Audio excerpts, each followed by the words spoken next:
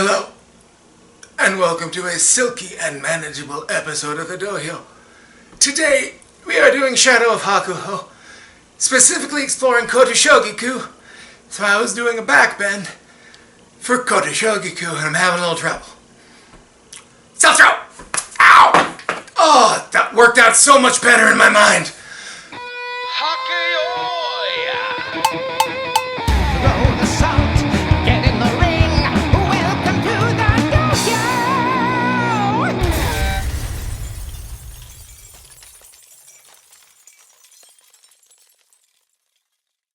And now all the blood rushing to the head. Woo! We have a lot of fun today. Like I said, it is a Shadow of Hakuho day, so we're going to be diving back into the alternate timeline where Hakuho Show does not exist, and we divvy up all of his Yusho among other wrestlers. And if that doesn't make any sense to you, you should go back to episode 7 of this series, and it will explain everything. I want to give a few shout-outs right now, because, hey, who doesn't love a shout-out? I want to give a shout-out to 2 sumo channels that have been insanely useful to me as someone who's been trying to go back through recent sumo history. Jason's All-Sumo channel and Kintamayama. These 2 channels are both amazing and full of amazing, wonderful goodness. They've been doing this for over a decade, so please go check out the channels. Tips their tip jars. They are doing a lot of stuff, and they are informing me more so than any college education, Dad. Sometimes you just have to dance. And another shout out to a new fun podcast I found. It is called Sumo Kaboom. It is these 2 women in Texas, and they know a whole lot about sumo, and they want to talk about it. So I would say look into that. They are really, really funny, and they are really, really awesome. So check it out. So, as I said before, today is going to be a special focus on one of my favorite Rikishi. He's what we call sort of an aging veteran now. Kotoshogiku, Sadogatake Beya, has just generally been a really cool ambassador for the sport. From everything I hear about, a really great guy. So right now, we're going to do a little mini deep dive into Kotoshogiku. Some boys have all the moves, but my boy has just one move. He's hugging and chugging and hugging and chugging his way into your heart. Ooh.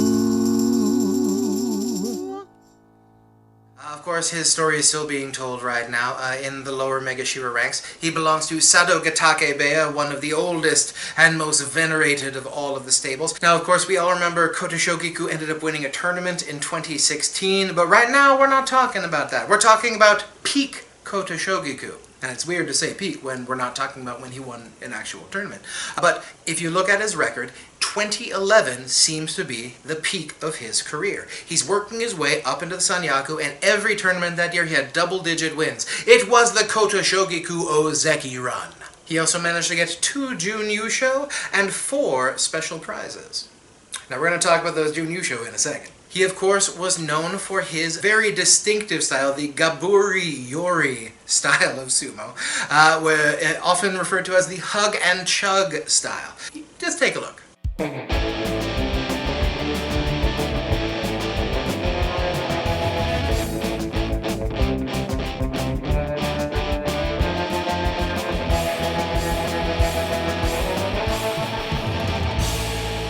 As I said, it is a very distinctive style of sumo, one you do not often mistake for another style. If you look at the breakdown of his kimarite, he is overwhelmingly yori-kiri, the frontal force out working on the mawashi. He was not known as a pusher.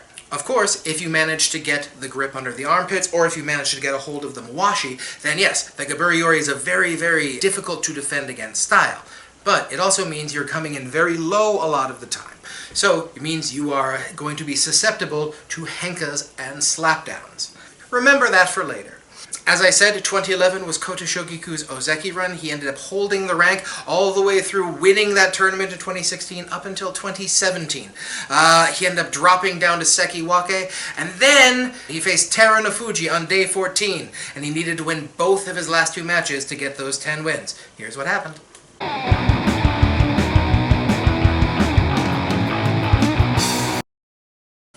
Slapdowns and henkas.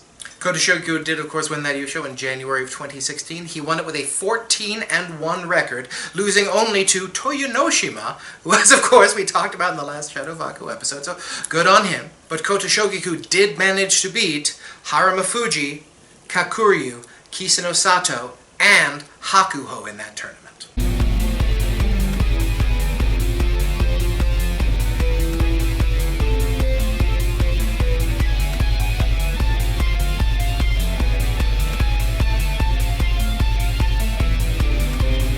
Alright, but enough of this real talk about Kotoshogiku. I bet you're all wondering, what does an alternate timeline have to say about it? Well, let's dive deep into the inky waters of the Shadow of Hakuho.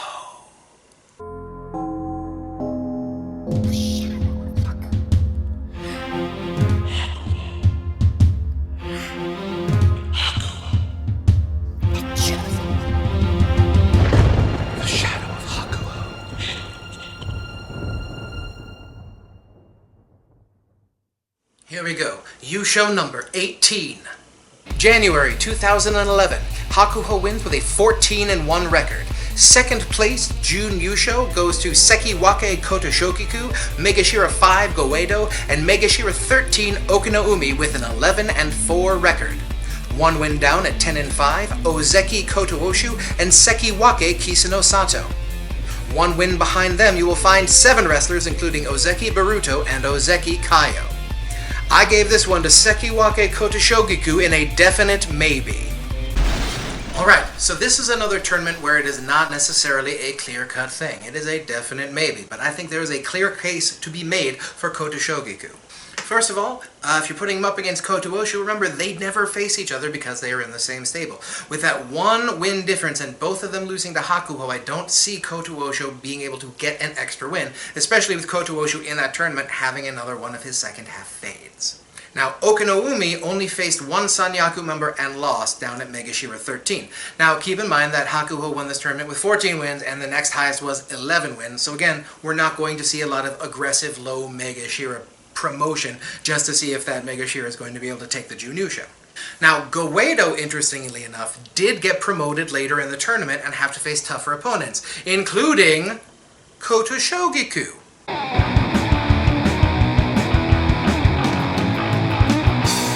As you can see, slapdowns and henkas. Alright, so this was day 15, and they were fighting so Goeido could grab a share of the Junyusha, which he rightfully did. But I don't think that kind of slapdown is going to work twice in the same day, which would have happened if Hakuho had not been there. They would have been tied, Kotoshogiku would have lost, and then would have come right back. And I don't think that Goeido would have been able to pull off the same move twice. So let's flash forward for one moment to January 2016. It's day 15, and Kotoshogiku has to win one more match to clinch his first Yusho. Guess who he's facing?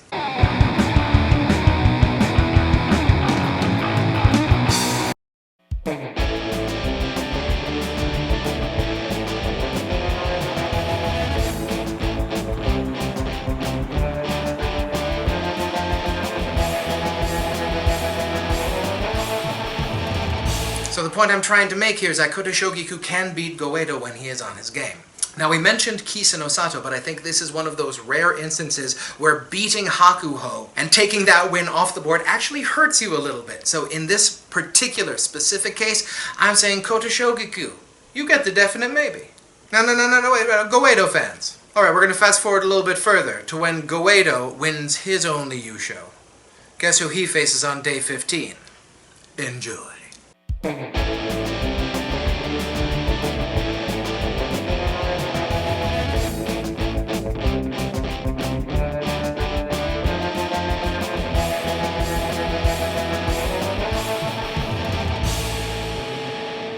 And now, we look slightly away from Kotoshogiku for Yusho number 19.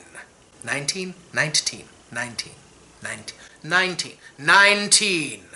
May 2011. Hakuho wins with a 13-2 record. One win down at 12-3 is Komasubi Kakuryu and Megashira 6 Tochinoshin. One win below that at 11-4 is Megashira 1 Goeido. I gave this one to Kakuryu in a strong case. Alright, now I know I said this was a Kotoshogiku based episode, but like this one, he got 10 wins, he did real good, but this one, oddly enough, belongs to Kakuryu. See, now we've already been through the Asashoryu section. We've talked a lot about how Harumafuji is not really involved in this project that much from here on out. But we have not yet started to talk about Kakuryu and Kisano Sato, and we are going to be talking about both of them a lot going forward. This, of course, was the May 2011 tournament. That wasn't an actual tournament. It came right after the canceled March tournament, so it came after where the March tournament was supposed to be. And this one was not even considered a full tournament, but instead a technical examination of sumo. If you take a look at this Banzuke, there are a lot of blank spots where a lot of people were kicked out of sumo for match fixing. That is another story for another time. Now, Goeido and Tochinoshin both had very good tournaments here. Tochinoshin actually got aggressively promoted up near the end of the tournament and ended up taking a couple Sanyaku wins, Baruto and our friend Kotoshogiku. Kakuryu beat Tochinoshin and Goeido in both of their head-to-heads. He was tied for the Jun Yusho. I say that gives him the Yusho in a strong case. And if you want to see what Kakuryu beating Goeido looks like, check it out.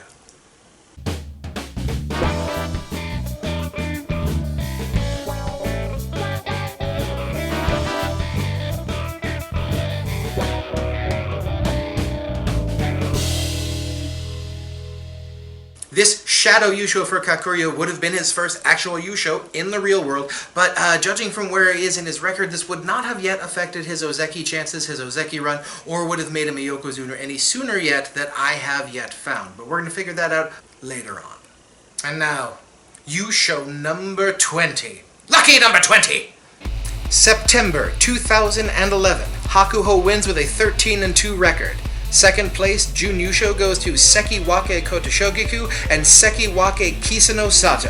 One win down at 11-4, Megashira 10 Kyoku Tenho and Megashira 11 Gagamaru. One win below that at 10-5, Ozeki Baruto, Megashira 1 Homasho, Megashira 5 Goeido, Megashira 11 Kita Taiki, and Megashira 12 Amanishiki. I give this one to Kotoshogiku in a definite maybe. Hakuho only lost 2 matches in this tournament. He lost those 2 matches to the 2 people who tied for the Jun Yusho. They did face off head-to-head, and Kotoshogiku won.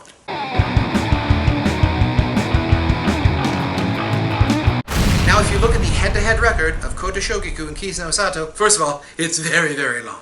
But you can definitely see there are like 3 acts. From 2007 to 2011, which is the year we're talking about now, Kotoshogiku was 19-8 versus Kisano Sato. Then we get to Act 2, once they have both been promoted to Ozeki. During the time they were both Ozeki, Kisano Sato wins 17-8. Then we get to Act 3, which is I guess less of an act and more sort of a painful epilogue. When Kisano Sato was promoted to Yokozuna and Kotoshogiku was demoted out of Ozeki, Kotoshogiku ended up winning 2 of 3 matches, including 1 Kimboshi. So Kisano Sato fans, do not worry. Trust me, there are some really, really cool Shadow of Hakuho episodes coming up. You are going to love them so much! So much! We're not going to see too much of Kotoshogiku from here on out. These are his only 2 definite maybes. This is the peak of him in the Shadow of Hakuho. So I hope you learned a little something today, and if not, I hope you got to reminisce about some of your favorite Kotoshogiku memories. Thank you so much for watching these episodes. The feedback on the Shadow of Hakuho series has been so great. Thank you so much for your likes, your subscriptions, your comments. If you have any other episodes, any ideas for recipes you want me to deep dive, hit me up in the comments. And I'd just love to hear from you. Alright, thank you so much. This has been the Dohyo!